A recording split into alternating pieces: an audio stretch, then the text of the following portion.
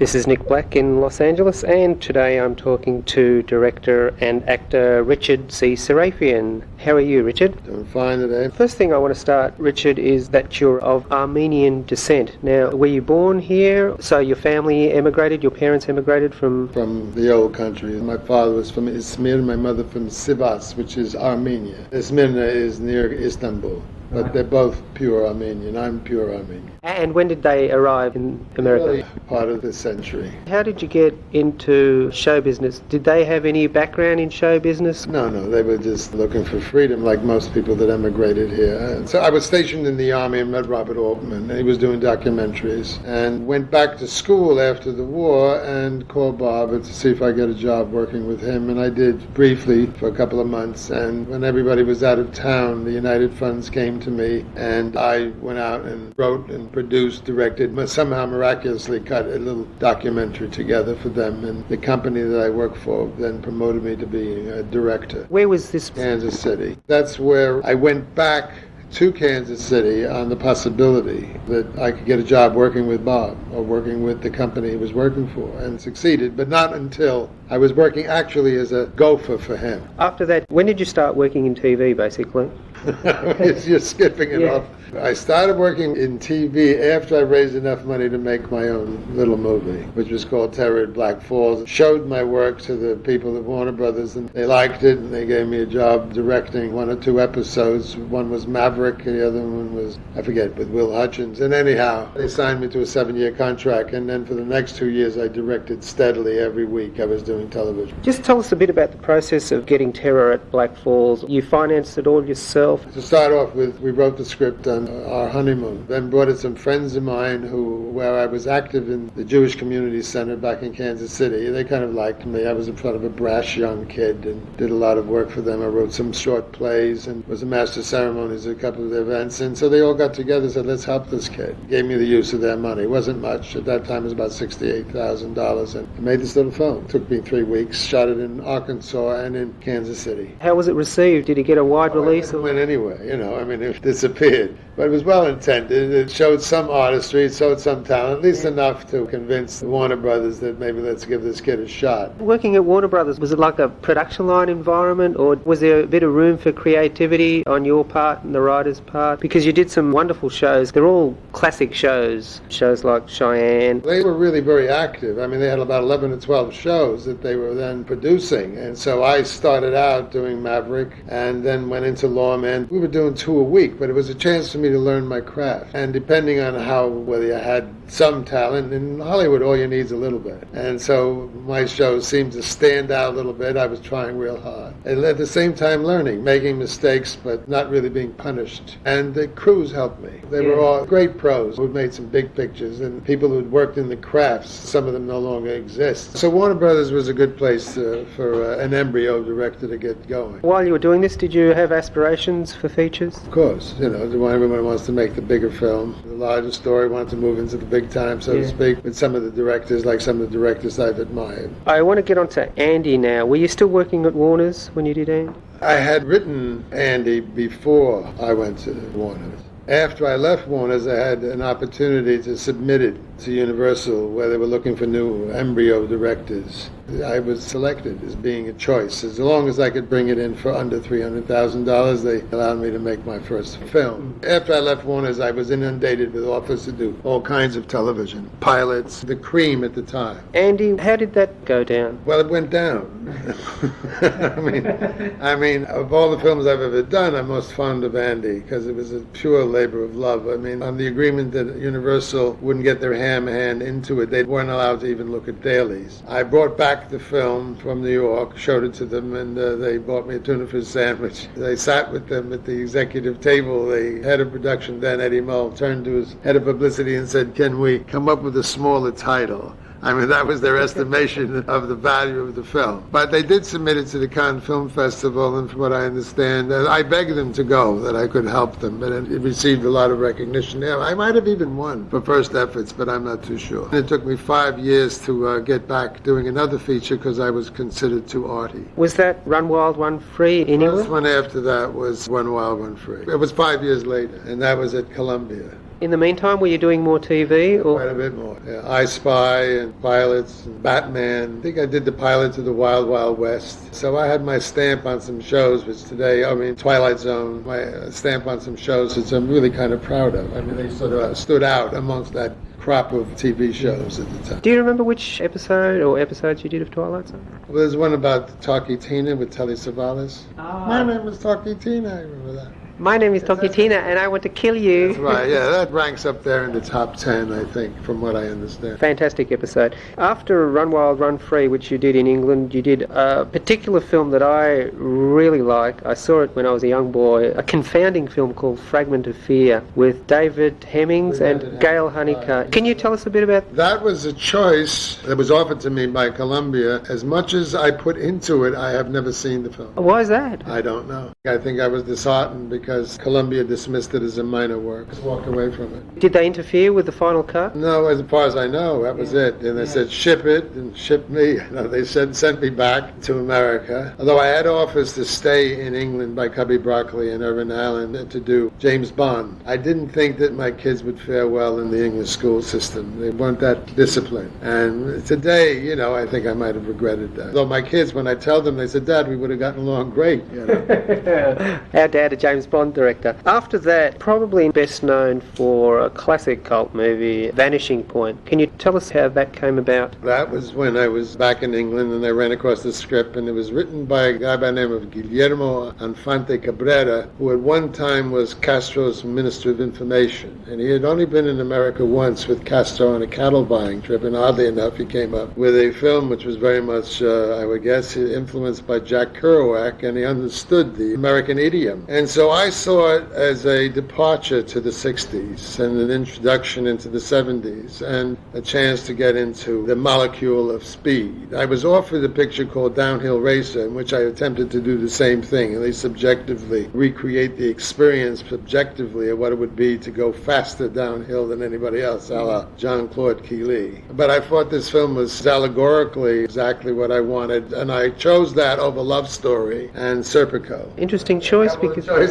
since then I wish I could have done all of them. But I think Sidney Lumet did a great job on Serpico, and so it turned out just as it should. And of course, Love Story. My agent, I can remember begging me, he says, "You got to do it now. They rewrote the ending. She dies." But I wanted something. Vanishing Point appealed to me in terms of what I felt about freedom and speed, and the fact is that we're just passing through this planet, each one at our own speeds, onto another level. That this was not the reality. Also, I really like the performances you got, even though it's not really a performance, especially from Cleveland. Was it Cleveland Little as the DJ? Turned out great. Cleveland, unfortunately, has died since, not because of the film. Cleveland's experience had been primarily this was his first film experience, so he could not understand or appreciate the pace that I was going at. He came in, and within 3 days, he was in and out. The original character that Cleveland was to play was not a black character, it was Spanish. It was called Super Spick. However, Fox convinced me that, we changed that, so he became Super Soul, which is Kowalski, who was the protagonist racing across the desert, soulmate, and guides him through the police traps. Was it a difficult film to shoot logistically? No, logistically, it was more fun than any film that I ever had because it was hit and run. We worked pretty much a technique that I developed when I did I Spy, which was with a very small crew, only a 19-man crew. We got out into the desert and traveled sometimes as much as 400 or 500 miles in one day, starting out in one location and ending up in another, with a very compatible crew. And it's always been my theory since that that's the way to make movies. With 5 great keys, they can really pull you through. Richard, after Vanishing Point in 1973, you did an interesting movie called Lolly Madonna Triple X? It wasn't. It was called The Lolly Madonna War. It was written by Sue Graffin, who has since become a very, very popular mystery writer. It was her only film, but it was a film about 2 feuding families and the absurdity of the conflict they got into with each other. And for me, it was a microcosm of what was going on at the time of Vietnam. It had a very good cast. The cast was extraordinary. For the amount of money that we had to spend was Robert Ryan, Rod Steiger, Jeff Bridges, Randy Quaid, Gary Busey, Susan Hubley. I mean, they were all wonderful actors. We all clung together and made this picture in Tennessee, and I think as it was on my first cut, I mean, it sounds like probably a lot of other complaints, it was a diamond in a goat's ass. But however, Jim Aubrey and his hatchet men came in and cut it apart and took away the connective tissue, all the subtext and what they ended up with was nowhere near, did not resemble the movie that I had made. Did you have much influence over casting? Oh yeah, as much as a director is allowed, who at that time I was a art director. Next I want to get onto a movie I particularly like, The Man Who Loved Cat Dancing, with Burt Reynolds and Sarah Miles. Now, where was that shot? It was lovely country. Again, it was a shot, in the desert, Gila Bend, Nevada. There was a murder that happened, which got a lot of notoriety. Not as part of the movie. That went on where they found Sarah Miles' personal manager dead in her bedroom. And so for several months while we were making the movie, we were running from the cops most of the time. It was a big news story at the time. What actually happened there, Richard? Do you know much about it? No. Whether it was a murder, I don't know. I mean, the coroner, three of them, said that the gentleman that died, this 25-year-old young man, died of an overdose of barbiturates and alcohol. Nevertheless, he was found in Sarah Miles' bedroom with a star-shaped wound in the back of his head and a lot of blood and that sort of thing. Blood on the towels in his room. And so it was a mystery, one of Hollywood's unsolved mysteries. How did that affect morale? Oh, well, yeah, but we were running from reporters and press that descended on us from all parts of the world. There were at least 8 of them on my set all the time. Very difficult for the actors to work under those circumstances. Yeah. But the film went on and... We managed somehow to pull it through, and the film, as it ended up, in spite of all the difficulties, those blood stains don't show. I mean, it's a pleasant picture to watch on a hot summer night. Well, this was made when Burt Reynolds was hotter than hot, really, wasn't it? That was at the peak of his career, at least at that time. He was the centerfold, idol. They did that nude photo. And, yeah, he was hot. After that, you went back to TV, is that correct? Some TV movies? No, let's see. One of our own? I don't think I went right back to TV. No. I can't remember exactly. I did some TV after that, long form. I mean, I did the Gangster Chronicles. I did 10 hours of that. A remake of Splendor in the Grass, which is a classic William Inge picture that was originally directed by Elia Kazan. Natalie Wood. And Natalie Wood and Warren Beatty, yeah. I also noticed that The African Queen you did. That was a pilot with Warren Oates that I did then, yeah. Didn't sell. A few pilots that I made that never made it. Around that time you made a film with Sean Connery, The Next Man? Yeah, well, The Next Man came along. It was one of those things that I shouldn't have done. I had just been separated from my wife. I was living in a hotel. My manager agent came to me and said, go to New York. You can make this film. At least you'll be living civilized, on an expense account. And so I succumbed. And there's like John Huston told me, he said, Richard, of all the films I've ever done, always tried, always done my best, but there have been times, on occasion, when my reason for doing a film has been absolutely pure. And that was one of them. So the film, although well-intended, and actually preceded Sadat's arrival, who came out of the desert, so to speak. It was just that. Someone who comes out of the desert, goes to the UN, and with an olive branch holding up peace, symbol of peace, so to speak. And so the problem with the film was that it was too didactic. It was actually banned in all parts of the world by Saudi Arabia. Yeah. Wouldn't have helped. It's commercial. Well, it didn't quite make it. Yeah. And I did it again for the wrong reasons. Cornelia Sharp, as much as she's a sweet lady. She was the girlfriend of the producer, and I was going to leave the show, and he said, Richard, you can't leave me, because if you do, I'll have to marry her.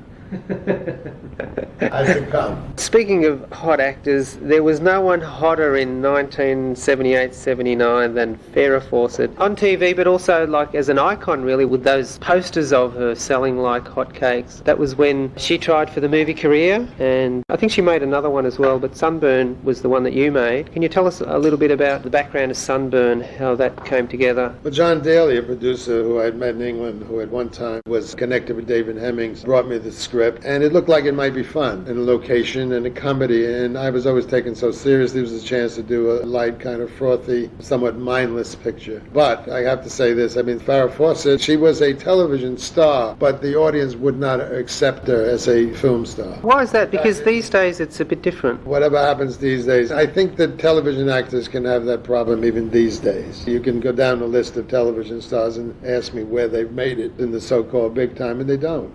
The audience saw her as a commodity which they liked. When you talk about the Vannaization of America, she was pretty cosmetically perfect, but not many people knew that she could act, and I found out that she could act, and she proved that later. Not in my film, but The Burning Bed, and she's done some very nice things since then. And I have a high regard for her as an artist. In the 80s, directing jobs sort of came a bit fewer and far between. Would that be correct in saying that? The quality of work that I was asked to do, yes. I had the idea that I could pull off anything. Giving my energy and my talent, I could probably make something good out of nothing. And so I succumbed to some projects which were destined to fail. I want to ask you, you'd been doing a lot of acting lately. When did the acting for you start? I think, seriously, when Sidney Pollack came to me and asked me if I would do songwriter with Willie Nelson and Chris Christopherson. Had you done any acting before? I mean, why did Sidney... No, not that I had done acting before, but the casting director and I had done a lot of work together in reading other actors. So he saw me as having some talent. And so he suggested me to Sidney. Sidney liked what I did when I went in and read for him, and that was sort of the beginning of it, and put an idea in my head. And as the television and movies became less and less, and I was less acceptable as a viable commodity in Hollywood, it was a way that I had to resort to in order to continue to make a living and maybe get another foothold. Why do you think you became less marketable? What is it with Hollywood? You know, I mean, you made classic TV, you made some brilliant films, and then all of a sudden fall down a notch through no fault of your own. Well, no, I would say it's not through no fault of my own, no. I mean, there's all kinds of cop-outs and reasons, you know, in terms of kind of remaining pure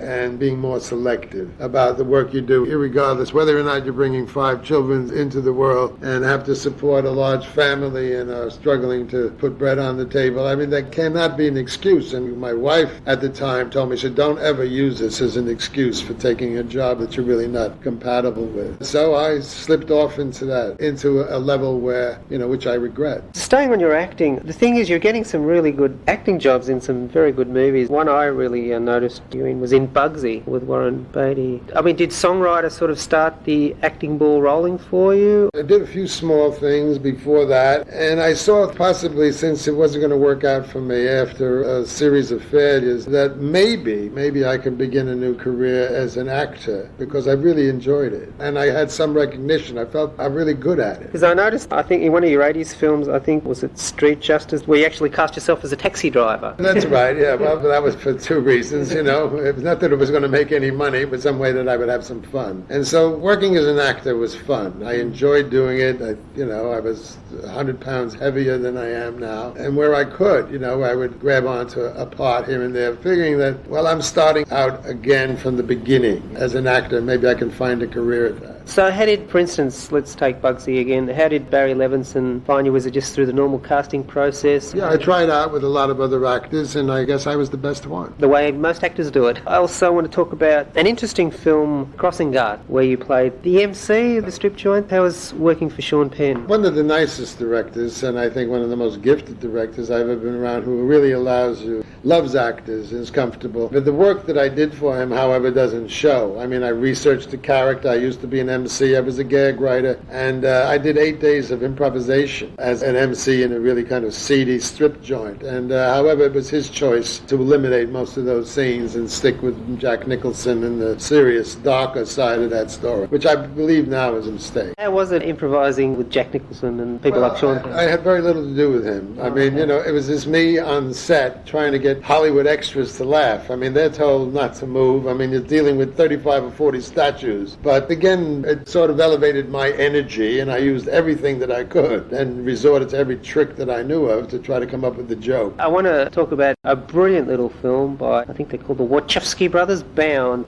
What did you think of that movie, and was it fun to do? Oh, yeah. Well, again, it was fun. I mean, I wish I had more to do in it, but for my brief appearance on screen, you know, I think it was fun. They were fun working with them. They were 2 very gifted young men. And since they were both directing, it was an experience. It was like being directed in stereo. One would complete the other's sentence, you know. But the film, I think, took on, became a cult film as far as I know.